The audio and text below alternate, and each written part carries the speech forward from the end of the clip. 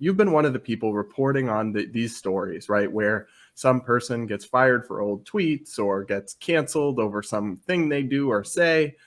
You've been at this, I think, since before most people were focused on it, but it's become, I would say, in recent months, kind of a muddled issue where the term has become so overused it's starting to lose any meaning. So I guess just to get us going, what is cancel culture? How do you define it? Sure. It's an enormously broad topic. Obviously, a lot of things get called cancel culture that debatably aren't, but then you can call anything you want cancel culture because there's no dictionary definition of it. So I think of cancel culture as this new system we live in where people are punished, often informally, but sometimes formally, for past things they've said or done that are maybe bad, but they are punished vastly disproportionately to the sin they committed. In many cases, the sin being something from their adolescence, something more than 10 years old, expressed on social media. So there are various aspects of cancel culture, the pile on Twitter, the maybe even death threats and harassment on phone calls, etc. Maybe your boss fires you. Maybe you can no longer go to the college you want to get into. Not every one of these has all of these aspects.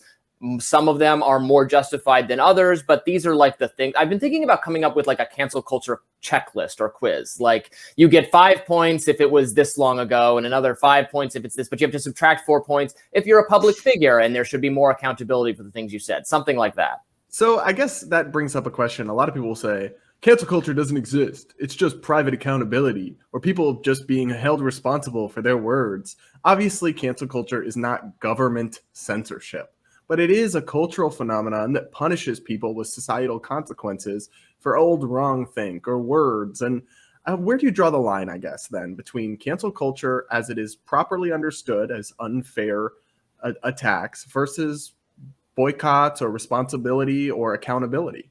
Right. And it's very important to draw that distinction as a libertarian. So I'm not calling for a government solution to this problem. There isn't one. I'm not saying people don't have the right to hold others accountable for stupid things they said on Twitter 15 years ago. I just kind of think it's bad. And I'm allowed to just say things are bad. And wouldn't it be great if we didn't do that? And I think most people are broadly sympathetic to that because a lot of the most egregious cases are really awful.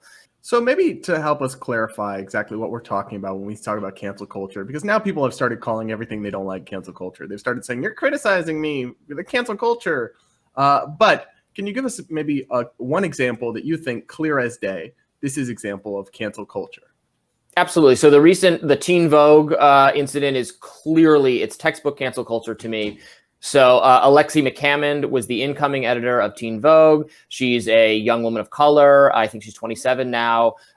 She was a White House correspondent, political reporter previous to this. She's going to be the new editor of Teen Vogue. And she has these kind of nasty tweets about Asian Americans. I think there might have been a homophobic one from 10 years ago, from when she was in high school, that have come up before and she has apologized for. And like, she is a progressive person. I don't believe that she's racist. I don't even really believe that she was racist 10 years ago. She was probably just saying nasty stuff because that's what teenagers do. But she has certainly apologized.